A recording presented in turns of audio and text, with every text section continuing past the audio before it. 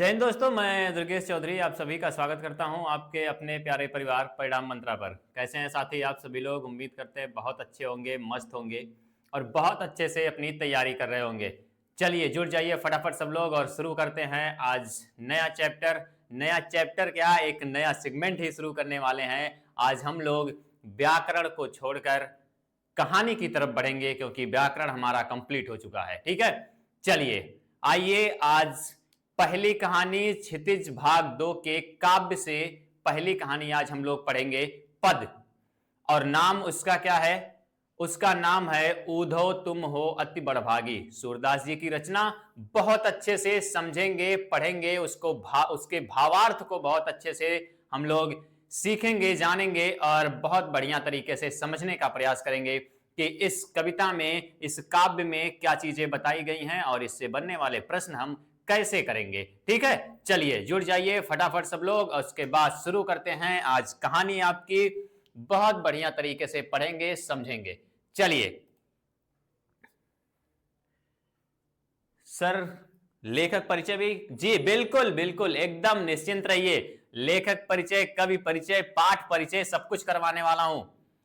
ठीक है, बिल्कुल निश्चिंत रहिए, एकदम किसी तरह का कोई प्रॉब्लम नहीं होने वाला है। बहुत बढ़िया तरीके से हम लोग आज एक चैप्टर खत्म करेंगे, उसके बाद खुद ही आप लोगों को पता चल जाएगा कि किस तरीके से पढ़ाया जाने वाला है। ठीक है जी, बहुत सही। चलिए जी, सभी को राम राम, राधे राधे, हर हर महादेव। अब बढ़ते हैं अपने क्लास की तरफ और देखते हैं आज जो हमारा चैप्टर है उसे किस तरह से हम लोग पढ़ने वाले हैं। ठीक, चलिए जी, हमारा पहला चैप्टर है सर क्षितिज भाग 2 काव्य का। उसके बाद हम लोग गद्य शुरू करेंगे। ठीक है, पहले काव्य पढ़ेंगे, काव्य के बाद गद्य शुरू करेंगे। बहुत बढ़िया तरीके से समझते हुए पूरी तरीके से चलेंगे। क्षितिज भाग 2 का काव्य से शुरू कर रहे हैं। आज हमारा अध्याय 1 है और नाम क्या है सर? पद। आपको कहीं पर पद लिखा हुआ मिलता है और कहीं पर दोनों लिखे हुए मिलते हैं। ऊधो तुम हो अति बड़भागी। ऊधो तुम हो अति बड़भागी। कवि कौन है सर इसके? इसके कवि जो हमारे हैं, इसके रचयिता जो हमारे हैं वो है सूरदास जी। कौन है? सूरदास जी हमारे इस अध्याय के रचयिता हैं। ठीक है, चलिए बहुत बढ़िया तरीके से हम लोग पहले लेखक परिचय देखते हैं, उसके बाद में हम लोग पाठ परिचय पढ़ेंगे और पाठ परिचय के बाद हम लोग व्याख्या पढ़ेंगे, भावार्थ पढ़ेंगे। ठीक, चलिए लेखक परिचय में हमें पढ़ना है सर। देखिए, भक्तिकालीन हिंदी साहित्य के श्रेष्ठ कविवर, क्या नाम है? सूरदास। सगुण काव्य धारा की कृष्ण मार्गी शाखा के कवि हैं। क्या है? सगुण काव्य धारा के कृष्ण मार्गी शाखा के कवि। ठीक है, कौन से कवि हैं? सगुण काव्य धारा के कृष्ण मार्गी, जी बिल्कुल, कृष्ण मार्गी शाखा के कवि हैं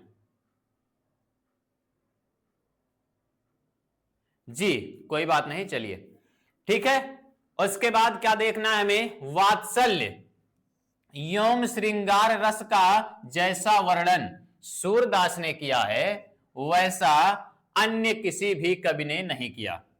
क्या देखे हमने देखा वात्सल्य एवं श्रृंगार रस का, जिसमें सूरदास को महारत हासिल था और इन दो रस का वर्णन जिस तरह से सूरदास जी करते हैं वैसा कोई अन्य कवि नहीं किया है। ठीक, चलिए आगे देखेंगे। उन्होंने ब्रज भाषा में ब्रज संस्कृत का आधार लेकर कृष्ण भक्ति के काव्य की अत्यंत मनोहर रचना की है। क्या की है? कृष्ण भक्ति के काव्य की अत्यंत मनोहर रचना की है। भाषा आपकी क्या दिखाई दी? ब्रज भाषा में ब्रज संस्कृत का आधार लेकर। ब्रज किसे बोलते हैं सर? मथुरा, ब्रजवासी। ठीक है, वहां ब्रज भाषा में ब्रज संस्कृत का आधार लेकर, अर्थात जो संस्कृति, जो सभ्यता हमारी मथुरा में चलती है उस सभ्यता का आधार लेकर, उस संस्कृत का आधार लेकर कृष्ण भक्ति के काव्य की अर्थात भगवान श्री कृष्ण से संबंधित जो काव्य हैं उनकी अत्यंत मनोहर रचना की है। क्यों? सर जो सूरदास है हमारे, वो भगवान राम के बारे में नहीं, भगवान कृष्ण के बारे में लिखते हैं। ठीक है, चलिए आगे देखेंगे, इनके जीवन परिचय के बारे में बात करते हैं। और इनका जीवन परिचय क्या है सर? भक्तिकालीन कवि सूरदास का जन्म सन 1478 में हुआ माना जाता है। क्या हुआ? क्या माना जाता है? 1478 में हुआ माना जाता है, एक किंवदंती के अनुसार। ठीक है, उनका जन्म मथुरा के निकट रूनकता या रेणुका क्षेत्र, दोनों आपको देखने को मिलते हैं। कहीं आपको मथुरा के निकट रेणुकता देखने को मिलता है और कहीं आपको मथुरा के निकट रेणुका क्षेत्र में देखने को मिलता है। ठीक है, हुआ था जबकि दूसरी किंवदंती के अनुसार उनका जन्म स्थान दिल्ली के पास सीही नामक स्थान माना जाता है। कौन सा स्थान माना जाता है सर? सीही, दिल्ली के निकट सीही नामक स्थान माना जाता है। इनके गुरु कौन थे सर? इनके गुरु थे महाप्रभु वल्लभाचार्य जी। कौन थे? महाप्रभु वल्लभाचार्य जी इनके गुरु थे। ठीक है, कवि सूरदास जी अष्टछाप के कवियों में सर्वाधिक प्रसिद्ध हैं। यहां पर एक पॉइंट पकड़िएगा, अष्टछाप के कवियों में प्रसिद्ध हैं। ठीक है, चलिए बात समझ में आई सर? इतनी चीजें आप लोगों को समझ में आई या नहीं? एक बार कमेंट करेंगे सब लोग और बताएंगे क्या ये चीज आपको समझ में आई। यहां तक आपको जो भी आपके सामने लिखा मिला, इनका लेखक परिचय और जीवन परिचय के बारे में जी बताएंगे।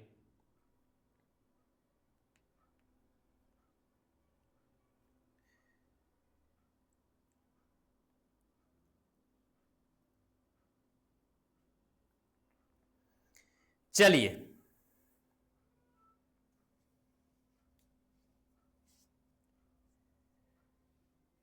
जी सर, क्लियर। चलिए आप लोग, नहीं, किंवदंती कोई महिला नहीं थी भाई। किंवदंती का मतलब यह होता है कि ऐसी सभ्यता या ऐसी संस्कृति या ऐसी मानने वाली चीजें, क्या कहा मैंने कहा ऐसी मानने वाली चीजें, या ऐसे आप कह सकते हैं ऐसी पारंपरिक कहानी। ठीक है, किंवदंती का अर्थ क्या होगा? ऐसी पारंपरिक कहानी जिसे लोग पीढ़ी दर पीढ़ी मानते चले आते हैं, उसी को बोला जाता है किंवदंती। ठीक, क्या बोला जाता है? किंवदंती कहा जाता है। किंवदंती किसी महिला का नाम नहीं था भाई। ठीक है, चलिए आगे बढ़ेंगे। ऐसा माना जाता है कि वो मथुरा, क्या माना जाता है? वे मथुरा और वृंदावन के बीच गौ घाट पर रहते थे। कहां पर? जन्म उनका दो जगह बताया गया। जन्म कहां बताया गया? जन्म बताया गया मथुरा के निकट रूनकता या फिर दिल्ली के सीही नामक स्थान पर। लेकिन वो रहते कहां थे सर? वो रहते थे मथुरा और वृंदावन के बीच में गौ घाट पर। वे श्रीनाथ जी के मंदिर में भजन कीर्तन किया करते थे। कहां करते थे? श्रीनाथ जी के मंदिर में भजन कीर्तन किया करते थे। और सन 1583 ईस्वी में पारसौली में इनका निधन हो गया। ठीक, चलिए साहित्यिक परिचय की तरफ चलते हैं। इनके जीवन के बारे में आप लोगों ने देखा जी, अब इनके साहित्यिक परिचय की तरफ चलते हैं और उसमें देखते हैं साहित्यिक परिचय इनका क्या कहता है। उनके 3 ग्रंथ, पहला सूरसागर, दूसरा साहित्य लहरी और तीसरा क्या है? सुरसारावली। इन्होंने मात्र 3 ग्रंथ अर्थात सिर्फ 3 रचनाएं की हैं। ठीक, चलिए इनमें से सूरसागर जो है क्या है? सूरसागर सर्वाधिक लोकप्रिय है। सूरसागर क्या है? सबसे ज्यादा प्रसिद्ध हुआ, सबसे ज्यादा लोकप्रिय हुआ। इनके काव्य में खेती और पशुपालन वाले भारतीय समाज का दैनिक अंतरंग चित्र तथा मनुष्य की स्वाभाविक वृत्तियों का चित्रण मिलता है। क्या मिलता है भाई? खेती, पशुपालन और दैनिक जीवन से संबंधित, ठीक है, मनुष्य की स्वाभाविक वृत्तियों का चित्रण मिलता है। क्या मिलता है? मनुष्य की स्वाभाविक वृत्ति, अर्थात जो श्री कृष्ण भगवान थे या राधा के बारे में उन्होंने वर्णन किया, वो क्या वर्णन किया? उन्होंने उनके स्वाभाविक चीजों को वर्णन किया कि किस तरह से राधा जी अपनी चीजें बता रही हैं, अपने मन की चीजें, अपने स्वभाव की चीजें, और किस तरह से उद्धव बता रहे हैं। ठीक है, चलिए और क्या देखा हमने? हिंदी साहित्य में सुर, वात्सल्य और श्रृंगार रस, कौन कौन से? वात्सल्य और श्रृंगार रस के श्रेष्ठ कवि माने जाते हैं। कौन से रस? वात्सल्य रस और श्रृंगार रस के। ये की पॉइंट आपका है याद करने वाला। उनके द्वारा वर्णित कृष्ण और गोपियों का प्रेम मर्यादा के नाम पर लादे गए, मर्यादा के नाम पर लादे गए सामाजिक बंधनों की उपेक्षा कर स्वाभाविक प्रेम की प्रतिष्ठा करता है। अर्थात जो मर्यादा के नाम पर एक चीजें ये लाद दी जाती हैं जी, क्या? प्रेम। प्रेम में बहुत मर्यादाएं हमारी बधी होती हैं, ये चीजें मर्यादाओं में लाद दी जाती हैं कि जैसे गोपियां थी तो उनको अपनी मर्यादाओं में रहने चाहिए, ठीक है, या फिर कोई भी हो अगर वो प्रेम कर रहा है तो उनको अपनी मर्यादाओं में रहना चाहिए। उस मर्यादाओं के बंधन, जो लादे गए सामाजिक बंधन थे, उसको तोड़कर स्वाभाविक प्रेम की प्रतिष्ठा करता है। जो उनका व्यक्तिगत रूप से, जो उनका स्वाभाविक था, जो उनका वास्तविक प्रेम था, उस बारे में क्या करता है? प्रतिष्ठा करते हैं। ठीक है, उस बारे में ये बताते हैं, ना कि बंधनों से लदे हुए प्रेम के बारे में। ठीक, चलिए आगे देखेंगे। कवि सूरदास ने मानव प्रेम की गौरव गाथा के द्वारा सामान्य मनुष्यों को हीनता बोध से मुक्त किया है। क्या किया है? जो सूरदास थे उन्होंने मानव प्रेम की गौरव गाथा के द्वारा, अर्थात मानव का जो प्रेम होता है जी, मानव के जो प्रेम की गौरव गाथा होती है, उनके द्वारा सामान्य मनुष्यों को हीनता बोध से मुक्त कर दिया है। जो आपके सामान्य मनुष्य हैं, जिनको लगता है कि ये कार्य करने में बहुत हीनता होती है, प्रेम करना बहुत हीन भावना समझते हैं, ठीक है, उनसे मुक्त किया है और उनमें जीने की ललक पैदा की है। क्या की है? जीने की ललक पैदा की है। दोस्त एक बात बहुत स्पष्ट है, जो प्रेम है वो किसी को भी हो सकता है, ठीक है, लेकिन प्रेम में और आकर्षण में बहुत अंतर होता है। प्रेम अपनी जगह है, आकर्षण अपनी जगह है। आकर्षण खत्म हो सकता है, प्रेम कभी खत्म नहीं हो सकता। तो ये चीजें आपकी स्वाभाविक होती हैं और ये किसी को भी हो सकता है। तो इन जो सामान्य मनुष्यों के, जो मानव की प्रेम की गौरव गाथा के द्वारा सामान्य मनुष्यों को जो हीन भावना से देखते हैं इस चीज को, उस हीनता के बोध से मुक्त किया है और उनमें जीने की एक अलग ललक पैदा कर दी है। ठीक, चलिए आगे बढ़ेंगे और देखते हैं इनका भाषा क्या था। इनके भाषा के बारे में देखेंगे भाई। उनकी कविता में ब्रज भाषा का निखरा हुआ रूप दिखाई देता है। उनकी भाषा चली आ रही लोक गीतों की परंपरा की ही श्रेष्ठ कड़ी है। सूर्य के काव्य में गेयता का गुण विद्यमान है। सूरदास ने अंधे होते हुए प्रकृति का सुंदर स्वाभाविक चित्रण किया है। उनका काव्य हिंदी साहित्य की अनमोल देन है। क्या है? इनके द्वारा रची गई कविताएं, इनके द्वारा रचे गए काव्य क्या है जी, हिंदी साहित्य की एक अनमोल देन मानी जाती है। सूरदास जी अंधे होते हुए भी क्या किए हैं? प्रकृति का बहुत सुंदर स्वाभाविक चित्रण किए हैं। ठीक है, प्रकृति का बहुत सुंदर स्वाभाविक चित्रण करते हैं। ठीक है जी, चलिए बहुत सही। अब आइए इनके अपने पाठ के परिचय की तरफ चलते हैं। हम लोग पाठ परिचय पढ़ते हैं। अभी तक हमने क्या पढ़ा? हमने पढ़ा लेखक परिचय। अब इसके बाद हम चलते हैं अपने पाठ परिचय की तरफ। और पाठ परिचय हमारा क्या है सर? हमारा जो अध्याय है जी, गुड इवनिंग, हमारा जो अध्याय है उस अध्याय का एक समरी हमारे सामने आ जाए सर, ये चीज हमको पता चल जाए थोड़ा सा पढ़ के कि इस अध्याय में किस चीज की बात की गई है, उसको हम क्या कहेंगे? पाठ परिचय। ठीक, चलिए देखिए पाठ परिचय में क्या है सर। यहां सूर सागर के भ्रमर गीत से 4 पद लिए गए हैं। सूर सागर का क्या है सर? सूर सागर का एक अध्याय टाइप बंदा है। जैसे सूर सागर उनका पूरा ग्रंथ हो गया, उस ग्रंथ में कोई एक पाठ बने और उस पाठ का नाम क्या रख दिया जाए, भ्रमर गीत रख दिया जाए। वहां से 4 पद लिए गए हैं, बस कितने, सिर्फ 4 पद उनके लिए गए हैं। कृष्ण ने मथुरा जाने के बाद, देखिए समझिएगा ध्यान से, कृष्ण ने मथुरा जाने के बाद स्वयं न लौटकर उद्धव के जरिए गोपियों के पास संदेश भेजा था। कृष्ण ने क्या किया था, मथुरा जाने के बाद खुद वापस लौटने के लिए कहे थे, लेकिन नहीं लौटे और गोपियों के पास उद्धव के द्वारा संदेश पहुंचाते हैं। और उद्धव क्या करते हैं, उद्धव ने निर्गुण ब्रह्म योग का उपदेश देकर गोपियों की विरह वेदना को शांत करने का प्रयास किया। उद्धव ने क्या किया, उनको निर्गुण ब्रह्म और योग का संदेश दिए।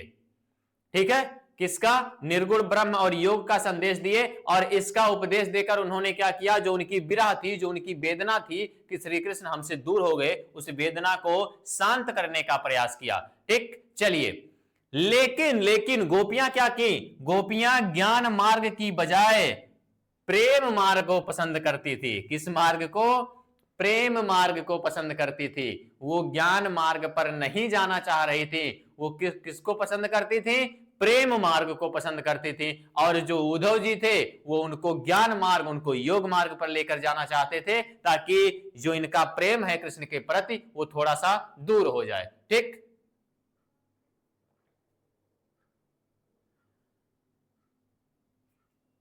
जी, एमसीक्यू बैच की प्राइस बहुत मिनिमम रखी गई है गुड़िया।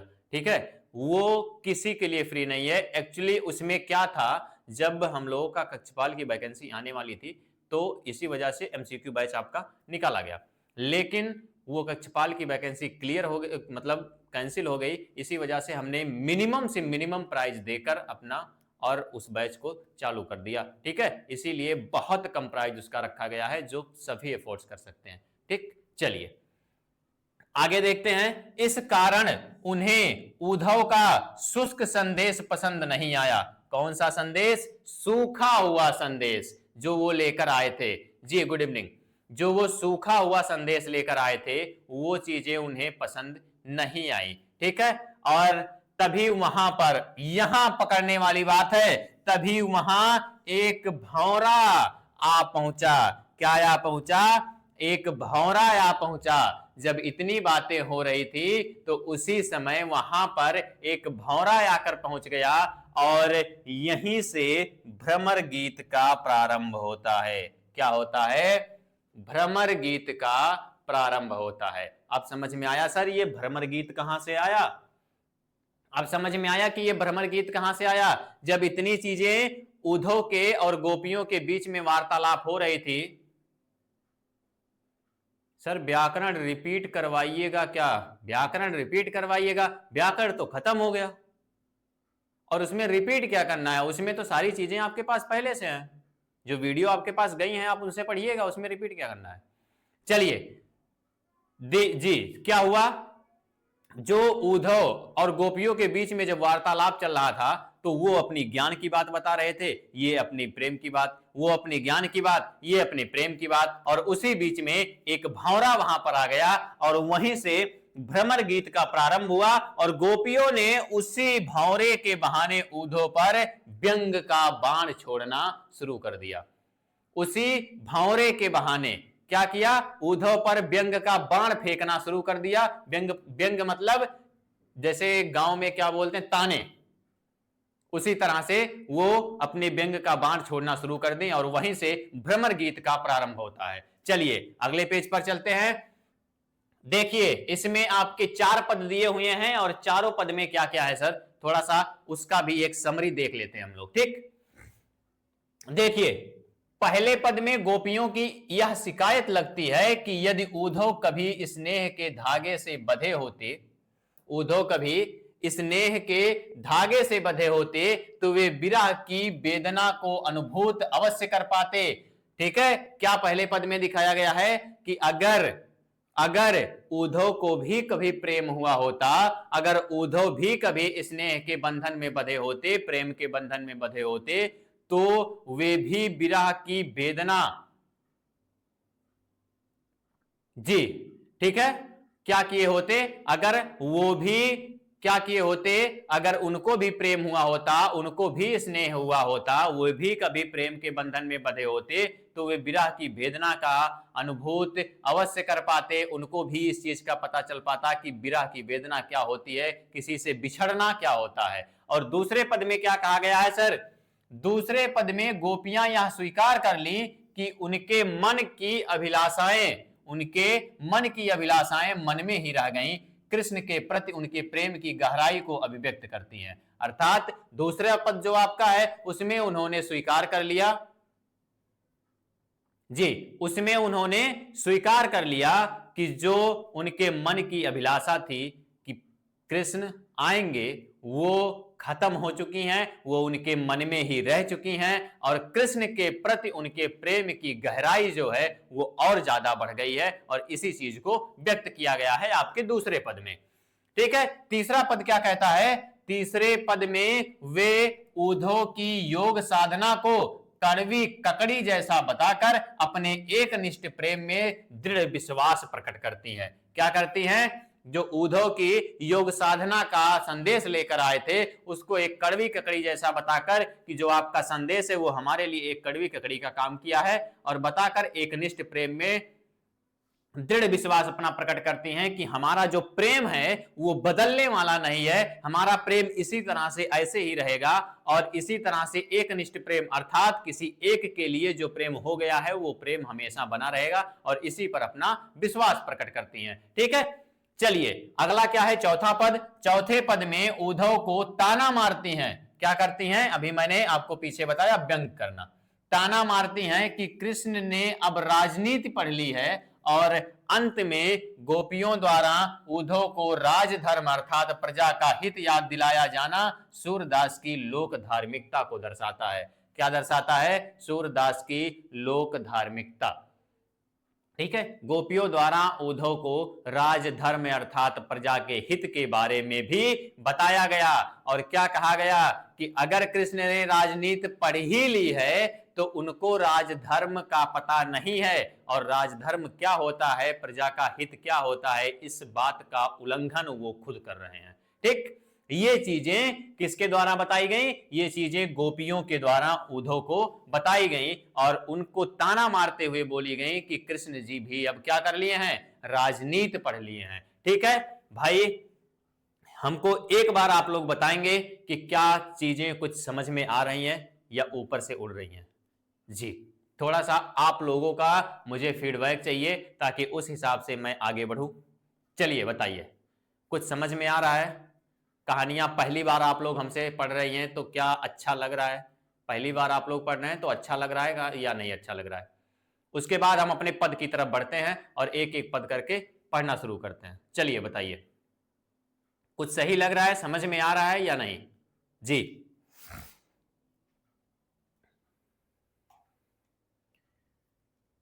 जी बताएंगे।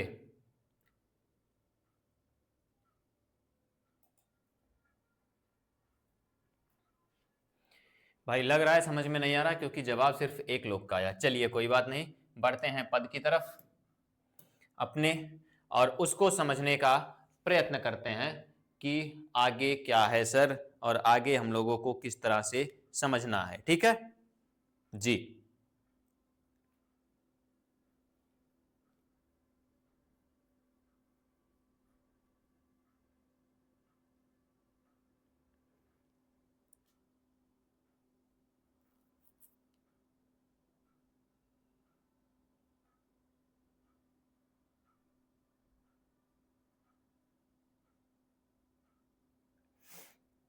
चलिए भाई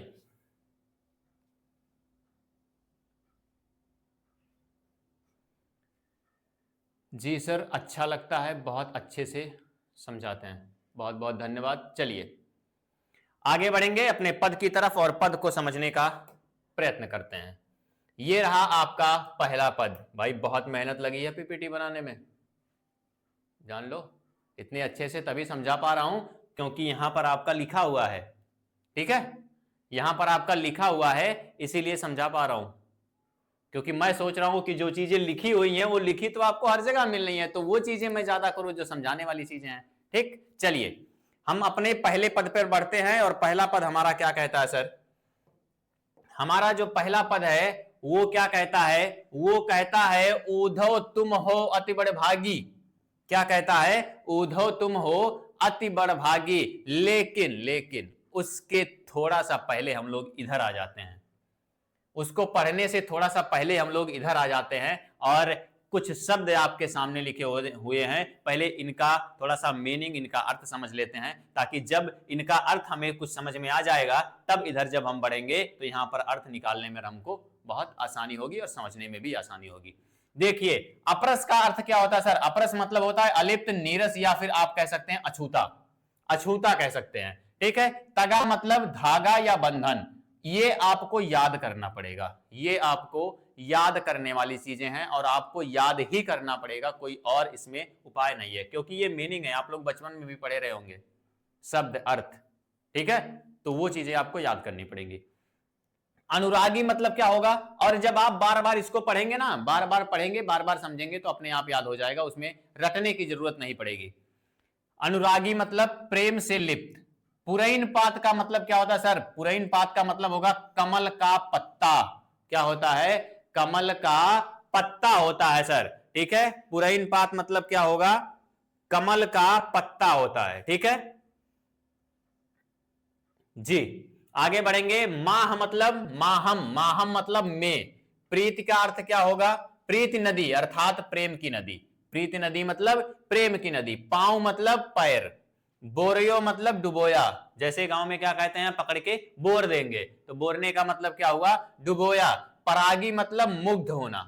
क्या होना? मुग्ध होना। भोरी मतलब भोली और गुड़ चाटी ज्यों पागी, इसका अर्थ क्या होता है सर? जिस प्रकार चींटी गुड़ में लिपट जाती है।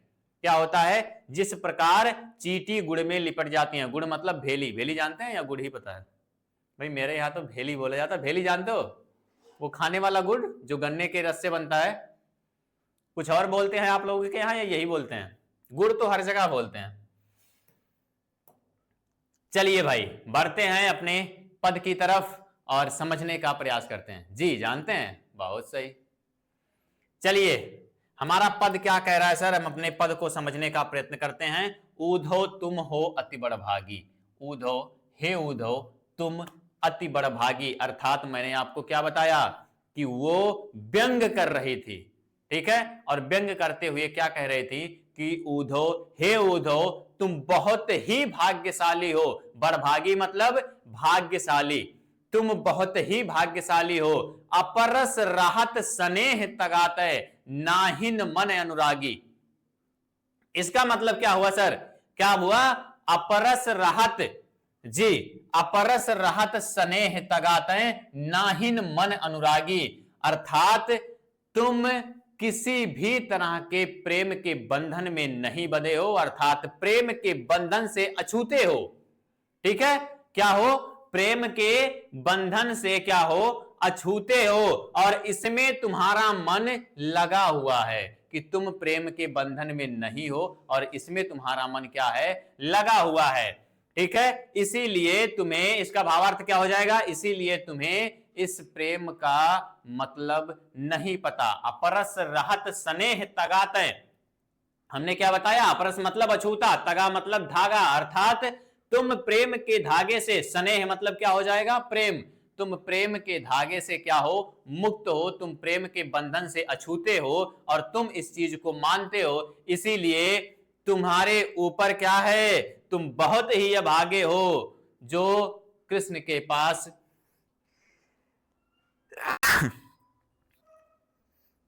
जी, जो कृष्ण के पास रहते हुए भी उनके प्रेम के बंधन से मुक्त हो। ठीक है, चलिए आगे क्या है? पुरैन पात रहत जल भीतर ता रस देह न दागी, इसका मतलब क्या हुआ सर? पुरैन पात रहत जल भीतर, अर्थात जो आपका पुरैन पात अर्थात कमल का पत्ता है वो जल के भीतर ही रहता है, लेकिन जो मिट्टी है वो उस पर नहीं लगती। क्या होता है? जो मिट्टी होती है, जी जल का जो मिट्टी होता है अर्थात जल के अंदर ही वो पत्ता रहता है, लेकिन जो मिट्टी का दाग होगा वो दागी उस पर नहीं लगता। इस कहने का मतलब क्या है? कहने का भावार्थ ये है कि तुम जो है वो कृष्ण के साथ ही रहते हो, लेकिन उनके प्रेम के बंधन से मुक्त हो, और इस तरह से मुक्त हो जैसे कमल का पत्ता हमेशा पानी में ही रहता है। कमल का पत्ता हमेशा पानी में ही रहता है, लेकिन जो जल का जो पानी का दाग होता है उस कमल के पत्ते पर नहीं लगता। इस तरह से तुम क्या हो? इस तरह से तुम स्नेह के अछूते हो, प्रेम से अछूते हो। ठीक है, आगे बढ़ेंगे। अगला लाइन क्या बोल रहा है? ज्यों जल माह तेल की गगरी, बूंद न ताको लागी। अर्थात जिस तरह से जल के भीतर तेल की गगरी होती है, लेकिन उस गगरी में एक भी बूंद तेल का नहीं लगता। क्या होता है? तेल का एक भी बूंद नहीं लगता। बात समझ में आ रही है या नहीं जी? बहुत सही। तुम क्या हो? सिर्फ इतने नहीं है कि तुम कमल के पत्ते के जैसे हो, इसके आगे और सुनो। तुम कैसे हो? तुम जो तेल की गगरी होती है, जल तेल मतलब तेल की जो गगरी होती है उसको जब पानी में डुबो दो, ठीक है, तो उस पर पानी का एक भी बूंद ठहरता नहीं है, उस पर पानी का बूंद लगता नहीं है। इस तरह से तुम हो। और क्या व्यंग्य कस रही हैं? और व्यंग्य कस रही हैं कि प्रीति नदी में पाव पाउन ना बोर्यो, दृष्टि ना रूप परागी। इसका मतलब क्या है सर? जो प्रीति नदी है अर्थात हमारी प्रेम की जो नदी है, उस प्रेम की नदी में तुमने अपने पैर को नहीं डुबोया।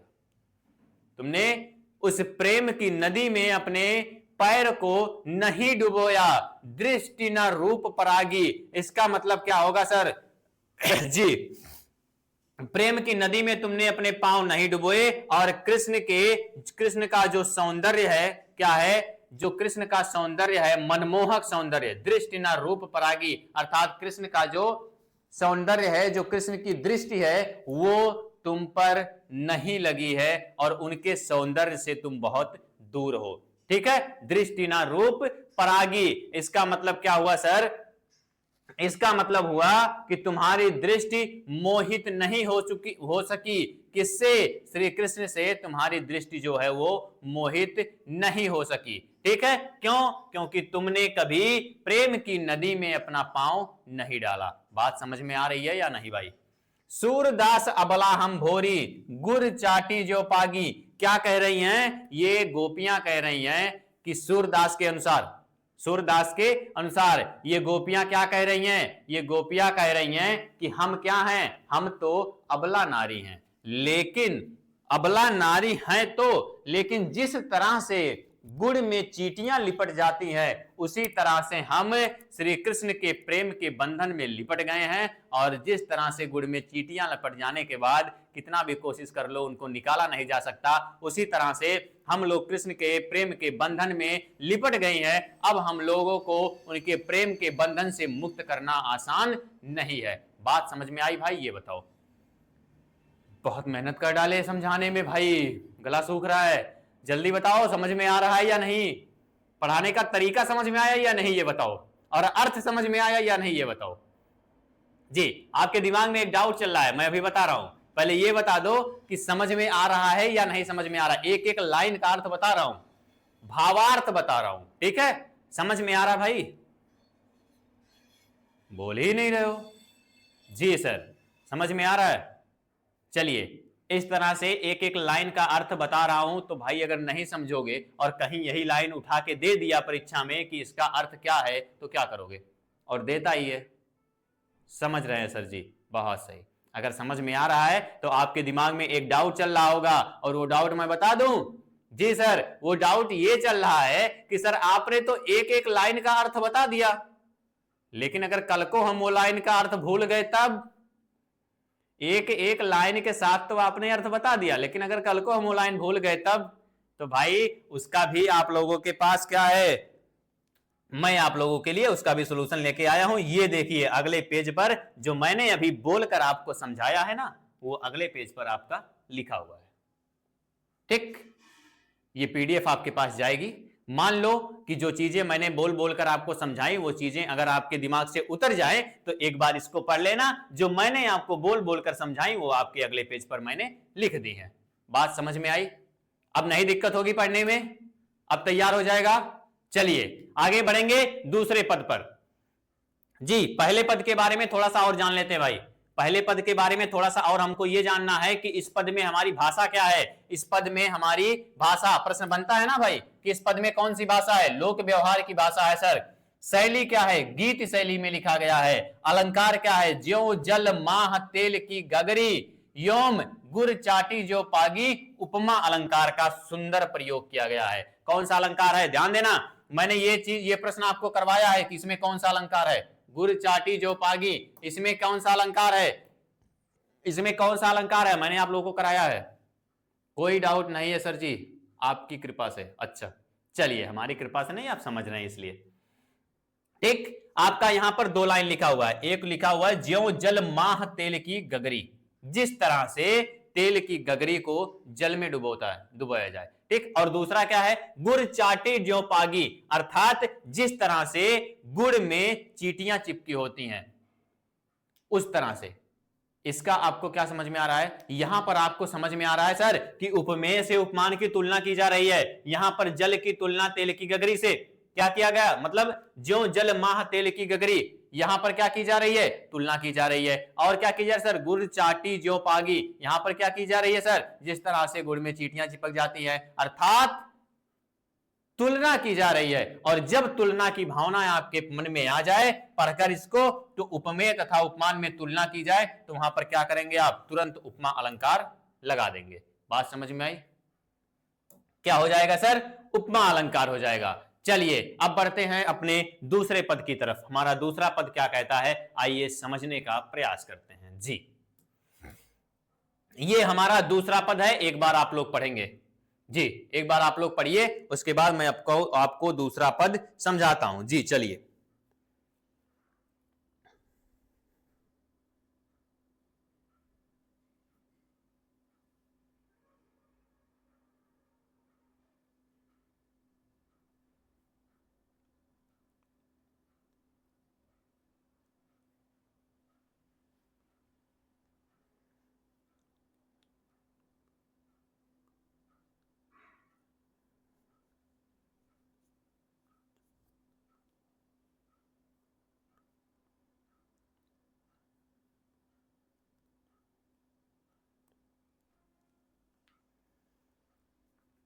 जी पढ़ लिए भैया? पढ़ लिए? चलिए पढ़ लिए, अब समझने का प्रयास कीजिए। देखिए यहां पर आपका लिखा हुआ है मन की मन ही मांझ रही, अर्थात मन की मन ही मांझ रही, अर्थात गोपियां उद्धव से क्या कहती हैं कि जो उनके मन की बात है। चलिए एक बार इधर देख लेंगे। मांझ मतलब भीतर या अंदर, आधार मतलब आधार, बिथा मतलब व्यर्थ होता है, सही मतलब सहना, बिरहिनी मतलब वियोग में जीने वाली औरत। ठीक, बिरह दही मतलब क्या होगा? बिरह की याद में जल रही। हुती मतलब थी, गुहारी मतलब रक्षा के लिए पुकारना, उत मतलब उधर या वहां, धर मतलब योग की प्रबल धारणा, और मर्यादा मतलब मर्यादा होता है, और लही मतलब होता है नहीं रही। ठीक, चलिए अब हम लोग भावार्थ समझने का प्रयास करेंगे। और भावार्थ क्या कह रहा है हमारा? मन की मन ही मांझ रही, हमारी जो मन की बातें हैं, हमारी जो मन की बातें हैं वो हमारे ही मन में रह गई। हे उद्धव, ये जो तुम्हारा संदेश है इसको सुनने के बाद हमारे जो मन की बात थी, हमारे जो मन की भावनाएं थी, वो हमारे ही मन में दबकर रह गई। ठीक है, आगे बढ़ेंगे। कहिए जाय कौन पे उद्धव ना ही परत कहीं, इसका मतलब क्या है कि हमें आपके द्वारा श्री कृष्ण से कोई बात नहीं कहनी है, हमें उन्हीं से कहनी है। उन्हीं को बुलाइए, हम अपने मन की व्यथा उन्हीं से बताएंगे, और आपके द्वारा हमें उनके पास कोई संदेश नहीं भेजना है। कहिए जाए कौन पे उद्धव, आप जाकर उनसे कहिए वे आए और हम लोगों की बात सुने, हमें आपसे कुछ नहीं कहना है। ठीक, चलिए आगे बढ़ेंगे। अवधि आधार आस आमन की, तन मन बिथा सही, इसका मतलब क्या होगा सर? जी क्या होगा? अवधि आधार आस आमन की तन मन बिथा सही। जी, हमारे जो मन की, हमारी जो अवधि आधार आस आमन की, इसका सिंपल सा मतलब उन्होंने कहा कि हे उद्धव, जो उनके आने की आस है, उन्हीं उनके जो श्री कृष्ण के आने की आस है, उसी आधार में हम लोग क्या कर रहे हैं, वही हमारे जीने की आशा है और वही हमारे जीने का आधार है। ठीक है, क्या?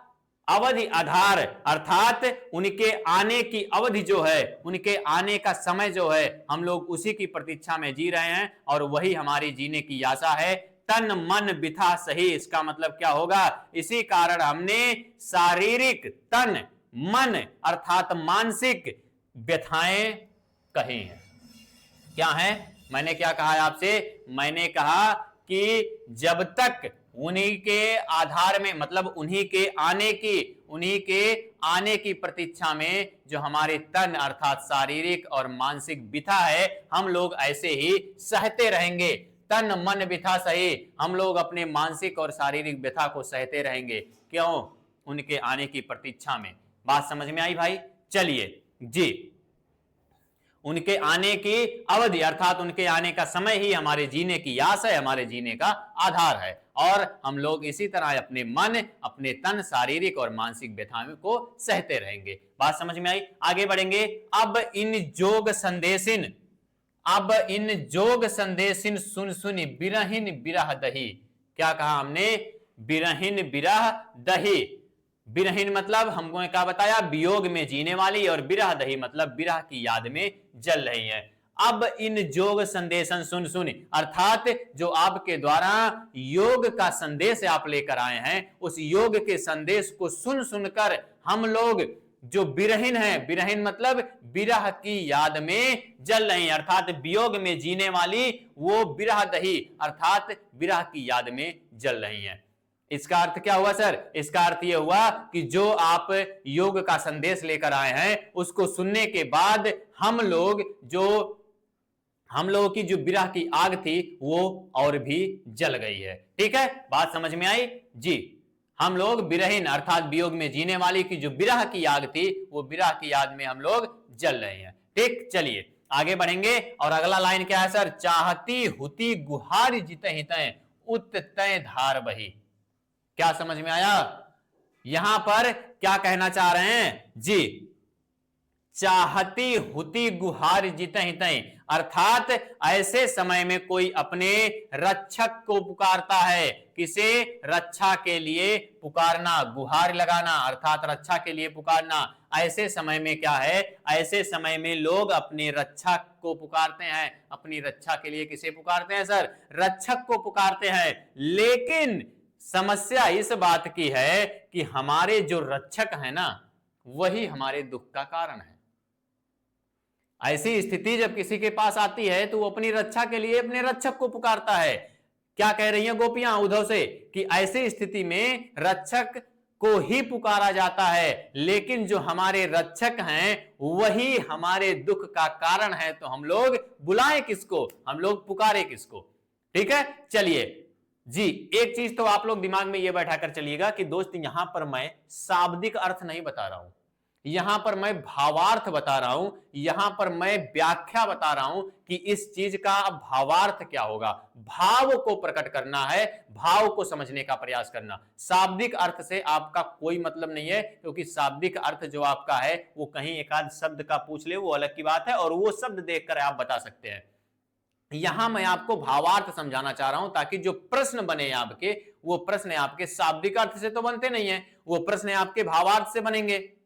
ठीक है, कि इस तरह से गोपियों ने कब कहा, तो उस तरह से तो इस लाइन में नहीं कहा, इस लाइन में तो अलग तरीके से कहा है, लेकिन उसके भावार्थ के हिसाब से आपके प्रश्न बनते हैं। इसीलिए मैं पूरी तरह से आपको भावार्थ समझाने की प्रयास कर रहा हूं, ताकि जब आप लोग भावार्थ समझ जाएंगे तो उसके प्रश्न बनने वाले आप प्रश्न आराम से हल कर सकते हैं। ठीक है, चलिए हमने क्या कहा? चाहती हुई गुहार जिते तय उतते धार बही, अर्थात योग की प्रबल धारा। क्या लिखा हमने? धर मतलब योग की प्रबल धारा। ठीक है जी, चलिए हमने आपको बताया कि ऐसे समय में सब अपने रक्षक को बुलाते हैं रक्षा करने के लिए, लेकिन जो हमारे रक्षक हैं वही हमारे दुख का कारण है। ठीक है, चलिए आगे बढ़ेंगे। सूरदास अब धीर धरहि क्यों, सूरदास अब धीर धरहि क्यों, मर जादा न लही। इसका मतलब क्या है सर? इसका मतलब क्या कहना चाह रही हैं? वो जो गोपियां हैं वो क्या कहना चाह रही हैं सर? सूरदास अब धीर धरहि जी, अब हम धीरज क्यों धरें हे उद्धव, अब हम धीरज क्यों धरें? और क्या लिखा है? धीर धरहि क्यों, मर्यादा न लही। जब मर्यादाओं के सारे बंधन टूट चुके हैं तो अब हम लोग धीरज क्यों धरेंगे? जब सारी दुनिया ये जान ही चुकी है कि हम श्री कृष्ण से प्रेम करते हैं, जब सारे संसार के सामने हम लोग आ ही चुके हैं इस बात को लेकर कि हमें कृष्ण ही चाहिए, तो फिर हम लोग धीरज धर के धैर्य रख के क्या करेंगे जब सारी मर्यादाओं को हमने तोड़ ही दिया है। ठीक है, और प्रेम के बदले हमें सिर्फ प्रेम चाहिए और कुछ नहीं। हमने प्रेम किया तो हमें भी प्रेम चाहिए। इनके कहने का मतलब बस इतना है कि अब धैर्य नहीं है, जब सारी मर्यादाएं हम लोग तोड़ ही चुके हैं, ठीक है, तो प्रेम के बदले प्रेम ही दिया जाए। परंतु जो श्री कृष्ण हैं वो हमारे साथ क्या कर गए? वो हमारे साथ छल कर गए हैं और प्रेम के बदले हम लोगों को प्रेम नहीं मिला। चलिए आगे बढ़ेंगे और इसके बारे में आपका जो व्याख्या है वो आपके अगले पेज पर लिखा हुआ है। जो मैंने आपको अभी तक मुंह से बोलकर एक एक लाइन समझाया, उसकी व्याख्या आपकी अगले पेज पर मैंने लिख दी है, ताकि अगर आप लोग भूल जाएं तो दोबारा इसको पढ़ सकते हैं। ठीक जी, बिल्कुल। चलिए इसके बारे में थोड़ा सा और जानकारी लेते हैं। भाषा क्या है सर? लोक व्यवहार की ब्रजभाषा। क्या है? लोक व्यवहार की ब्रजभाषा। और इसी भाषा में आपका पूरा पद लिखा गया है। ठीक है, आपको एक बार याद करना है। शैली क्या है सर? शैली भी इनकी वही है, गीत शैली। रस क्या है सर? वियोग श्रृंगार रस का सुंदर प्रयोग किया गया है सर। कौन से रस का? वियोग श्रृंगार रस का सुंदर प्रयोग किया गया है। जब प्रेमी प्रेमिका या नायक नायिका एक दूसरे से अलग होते हैं, ठीक है, और उनके मिलने की आशा ना हो तो क्या कहेंगे? जी सर, वियोग श्रृंगार का प्रयोग किया गया है सर। किसका? वियोग श्रृंगार का। अलंकार आइए देख लेते हैं सर, अलंकार में कौन कौन से अलंकार का प्रयोग किया गया है। तन मन योम सुनि सुनि में पुनरुक्ति अलंकार। कौन सा अलंकार है सर? पुनरुक्ति अलंकार है। पुनरुक्ति अलंकार क्या होता है अभी बता रहा हूं। तन मन योम सुनि सुनि में पुनरुक्ति अलंकार। बिरहिन बिरह दही योम अवधि आधार आस आवन। पंक्ति में दो पंक्ति यहां पर हैं, एक है बिरहिन बिरह दही योम अवधि आधार आस आवन। पंक्ति में क्या है? अनुप्रास अलंकार है सर। अनुप्रास अलंकार का सुंदर प्रयोग किया गया है। अनुप्रास अलंकार क्या होता है? अनुप्रास अलंकार होता है जब व्यंजनों की बार बार आवृत्ति हो। क्या हो? जब वर्णों की, व्यंजनों की जब बार बार आवृत्ति होती है तो वहां पर हमारा अनुप्रास अलंकार होगा। आस आवन अवधि आधार, चार चार बार आ का प्रयोग हुआ है। बिरहिन बिरह, दो बार आपका बा का प्रयोग हुआ है। तो यहां पर क्या है सर? यहां पर व्यंजन की बार बार आवृत्ति हो रही है तो वहां पर अनुप्रास अलंकार होगा। और इसी से थोड़ा सा ऊपर आप जाएंगे तो यहां पर आपका लिखा हुआ है पुनरुक्ति अलंकार। और पुनरुक्ति अलंकार क्या होता है सर? पुनरुक्ति अलंकार क्या होगा? पुनरुक्ति अलंकार किसे कहते हैं? पुनरुक्ति अलंकार कहते हैं, यहां आपने देखा व्यंजनों की बार बार आवृत्ति, और पुनरुक्ति अलंकार में होता है शब्दों की आवृत्ति। किसकी? यहां व्यंजनों की और यहां शब्दों की। जब पूरे शब्द ही एक से अधिक बार आने लगे तो वहां पर आपका पुनरुक्ति अलंकार होगा। जैसे तन मन योम सुनि सुनि दो बार आया है, तो यहां इस लाइन में आपका क्या है? पुनरुक्ति अलंकार है। ठीक, और यहां से आगे जो है उसमें आपका अनुप्रास अलंकार है। बात समझ में आई भाई? टेंशन मत लो, बनने वाले एक भी प्रश्न बचने वाले नहीं है। वो चाहे अर्थ पूछ ले तो अर्थ आपका बगल में मैंने लिख लिख कर आपको बता दिया, और चाहे वो भावार्थ से आपके क्वेश्चन पूछ ले कि किसने क्या कहा, कब कहा, क्यों कहा, कैसे क्या हुआ, वहां आपको मैंने पूरा भावार्थ समझा दिया और व्याख्या अलग से लिख कर दे दिया। और चाहे वो रस पूछ ले, चाहे वो अलंकार पूछ ले, चाहे वो भाषा पूछ ले, चाहे वो शैली पूछ ले, जाएगा कहां लेके पूछ के क्वेश्चन जब दुर्गेश सर आपके सामने खड़े हैं? कहां लेकर जाएगा वो क्वेश्चन पूछ के कहानी से? चलिए आगे बढ़ेंगे तीसरी कहानी की तरफ, मतलब तीसरे पद की तरफ। जी तीसरे पद की तरफ बढ़ेंगे, देखेंगे तीसरा पद हमारा क्या कहता है।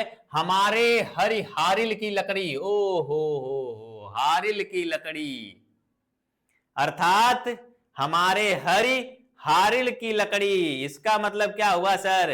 हारिल पक्षी जानते हैं जी, हारिल एक पक्षी होता है जो अपने पैरों में सदैव एक लकड़ी दबाए रहता है। क्या करता है? एक लकड़ी दबाए रहता है। नंद नंदन का अर्थ क्या होगा सर? नंद के पुत्र अर्थात कृष्ण। उर का अर्थ हृदय, दिवस निस मतलब दिन रात, जकरी मतलब रटती रहती है, करुई ककरी मतलब कड़वी ककड़ी, सु मतलब वह, व्याधि मतलब रोग या पीड़ा पहुंचाने वाली वस्तु। ठीक है, या तो व्याधि का मतलब रोग हो जाएगा या तो पीड़ा पहुंचाने वाली कोई वस्तु। करी मतलब भोगा, तीन ही मतलब उनको, मन चक्री मतलब क्या होगा सर? जिनका मन स्थिर नहीं रहता, और सौंपों का अर्थ होगा सौंप दे। ठीक, ये आपके शब्दार्थ हैं जो आपको याद करना पड़ेगा। आगे देखेंगे, हम अपने भावार्थ की तरफ चलते हैं भाई, और एक बार आप लोग कमेंट करके बताएंगे कि दूसरा भावार्थ आपको पूरी तरह से अच्छे से समझ में आ गया या नहीं। चलिए जी बताएंगे एक बार।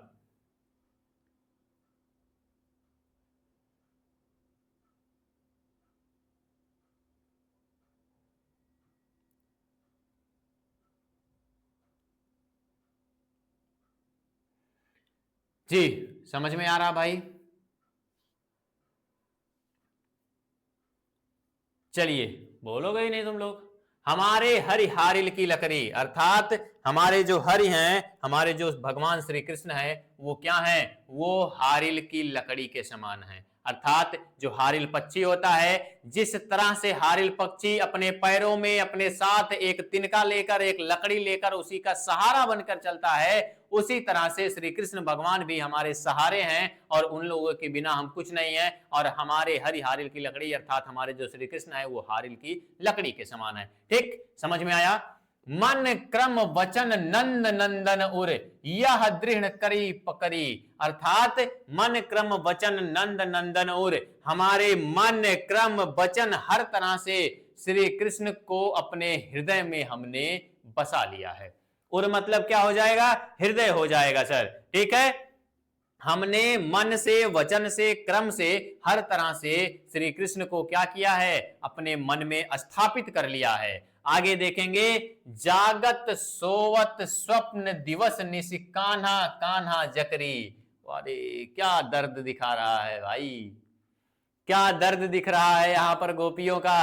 जागत सोवत स्वप्न दिवस निशि, जागत मतलब जागते हुए, सोवत मतलब सोते समय, स्वप्न मतलब स्वप्न में, दिवस मतलब दिन में, निशि मतलब रात में, निशि मतलब रात में, कान्हा कान्हा जकरी, अर्थात हम तो सोवत जागत स्वप्न में दिन रात सिर्फ कान्हा कान्हा ही रटते रहते हैं। जी भैया प्रणाम। चलिए बात समझ में आई? जागत सोवत स्वप्न दिवस निशि, कान्हा कान्हा जकरी, अर्थात हम जागते जागते, सोते हुए, रात में, दिन में, स्वप्न देखते हुए हमेशा कान्हा कान्हा रटते रहते हैं। ठीक, चलिए आगे देखेंगे अगला अर्थ क्या लिखा हुआ है सर। अगला लाइन क्या लिखा हुआ है जी, सुनत जोग लागत है ऐसे ज्यों करुई ककरी, अर्थात जो तुम्हारा ये जो योग का संदेश लेकर आप आए हुए हैं, इस योग के संदेश को सुनकर हमें सिर्फ करुई ककरी की तरह लग रहा है, अर्थात एक कड़वी ककड़ी की तरह लग रहा है। बात समझ में आया जी? चलिए आगे देखेंगे अगला लाइन क्या लिखा हुआ है। लीजिए जी, सूतो व्याधि हमको ले आए, देखी सुनी ना करी। क्या लिखा हुआ है? सु मतलब तुम, वह, अर्थात किसके लिए प्रयोग किया जा रहा है? उदो के लिए। ठीक है, क्या कह रही हैं गोपियां कि तुमने ये जो व्याधि, ये जो रोग ले आए हो ना, योग संदेश वाला जो रोग ले आए हो, इस रोग को ना हमने कभी देखा है ना हमने कभी सुना है, और इसीलिए ये जो आपका संदेश है योग का संदेश ये हमें कड़वी ककड़ी की तरह अर्थात कड़वी ककड़ी की तरह लग रही है। बात समझ में आया भैया? चलिए आगे देखेंगे। यह तो सूर तिनहि लय सौंपो जिनके मन चकरी। यह उनके पास ये संदेश लेकर आप जाइए जिनका मन चकरी के समान है। किसके समान है? जिनका मन चकरी के समान है। आप वहां पर ये संदेश लेकर जाइए जी। कहां ले जाइए? जिनका मन क्या है? चकरी के समान है। उनके पास जब ये संदेश लेकर जाओगे तो वो इस संदेश को मान सकते हैं, लेकिन हम लोगों का प्रेम एकनिष्ठ है, हम लोग इस संदेश को नहीं मान सकते। ठीक है जी। यहां पर क्या दिखाया गया है? यहां पर पूरी तरह से वो लोग अपने आप को स्वीकार कर चुकी हैं श्री कृष्ण की। कौन? गोपियां। ठीक है जी। चलिए समझ में आया भाई? पद 3 का भावार्थ समझ में आया? एक एक लाइन को ऐसा ऐसा निचोड़ कर सामने रख रहा हूं, उसके बाद भी अगर समझ में नहीं आएगा ना तो तुम लोगों का अगर एक भी प्रश्न गलत हो गया एग्जाम में तो जान लेना फिर क्या करेंगे। इतनी मेहनत किसके लिए कर रहे हैं? अपने लिए कर रहे हैं। चिल्ला चिल्ला कर पढ़ा रहे हैं, इतने अच्छे से समझा रहे हैं, इतने अच्छे से एक एक लाइन का भावार्थ बता रहे हैं, उसके बाद भी समझ नहीं आएगा। चलिए आगे बढ़ेंगे। जो मैंने भावार्थ मुंह से बोलकर बताया वो अगले पेज पर आपका लिखा हुआ है। ठीक, चलिए इसके बारे में थोड़ा सा और जानते हैं। क्या सर? भाषा हमारी वही है, शैली हमारी वही चल रही है, रस हमारा वही चल रहा है वियोग श्रृंगार का, और अलंकार हमारा क्या है सर? कान्हा कान्हा में पुनरुक्ति अलंकार, हमारे हरिहारिल की लकड़ी में अनुप्रास एवं रूपक अलंकार। अर्थात पुनरुक्ति अलंकार मैंने बताया आपको पीछे, क्या बताया? पुनरुक्ति में शब्द की आवृत्ति। पुनरुक्ति अलंकार उधर हो गया, हमारे हरिहारिल की लकड़ी हा हा हा अर्थात अनुप्रास अलंकार आ गया। लेकिन सर इसमें रूपक भी है, क्यों है? हमारे हरिहारिल की लकड़ी। यहां पर क्या कहा जा रहा है कि जब उपमेय में उपमान का भेद रहित आरोप हो, अर्थात उपमेय और उपमान को एक कर दिया गया हो। जब उपमेय और उपमान को एक कर दिया जाए तब वहां पर क्या होगा? वहां पर रूपक अलंकार होता है। और यहां पर क्या कहा गया है? हमारे हरिहारिल की लकड़ी, अर्थात श्री कृष्ण भगवान हारिल के लकड़ी के जैसे हैं। ठीक, श्री कृष्ण भगवान क्या हैं? हारिल की लकड़ी हो गए हैं। तो जब श्री कृष्ण और हारिल की लकड़ी में कोई मतलब पूरी तरह से श्री कृष्ण भगवान को हारिल की लकड़ी बोल दिया गया तो वहां पर ये क्या है? वहां पर उपमेय और उपमान दोनों एक हो गए। तो जब दोनों एक हो गए तो वहां पर हमारा रूपक अलंकार आ जाएगा। बात समझ में आ रहा भाई? चलिए आगे बढ़ते हैं चौथे पद पर, और आज का अंतिम पद आपका है और आपका चैप्टर यहीं पर समाप्त होगा। ठीक है, चलिए चौथे पद पर चलते हैं और इसको समझाकर फिर आपका चैप्टर समाप्त करते हैं। ठीक जी, लगभग 5 से 7 मिनट लेट आपका क्लास शुरू हुआ था, तो 5 से 7 मिनट लेट अगर 11 बजे से हो जाएगा तो आपका ये समाप्त हो जाएगा। चलिए आप पहले शब्दार्थ को देख लीजिए। हरि मतलब क्या होगा? कृष्ण। मधुकर मतलब भौरा। आगे के मतलब पहले के। परहित मतलब दूसरों के कल्याण के लिए। डोल धय मतलब घूमते फिरते थे। फेर मतलब फिर से। पहिए मतलब पा लेंगे। अनीति मतलब अन्याय। आपुन मतलब अपनों के। बढ़ी बुद्धि मतलब तेज बुद्धि, और जाहि मतलब जिसका। गुरु मतलब बड़ा। गुरु मतलब बड़ा। पढ़े हो ना? पढ़े हो ना वर्णमाला में? गुरु मतलब क्या होगा? बड़ा होगा। ठीक है, चलिए आगे देखते हैं कि क्या कह रहा है भाई हमारा चौथा जी। अब आप लोग एक बार कमेंट करके बता देंगे तीसरा पूरी तरीके से समझ में आया या नहीं आया। चलिए, क्योंकि बीच में तो ना तो कमेंट आता है और ना मैं कमेंट देखना चाह रहा हूं, क्योंकि मैं इधर समझाने में लगा हुआ हूं। ठीक है, समझ में आना चाहिए। तो अब एक बार बता तो दिया करो कि हाँ समझ में आ रहा है या नहीं, हमको भी तो संतुष्टि मिल जाए। चलिए बताइए।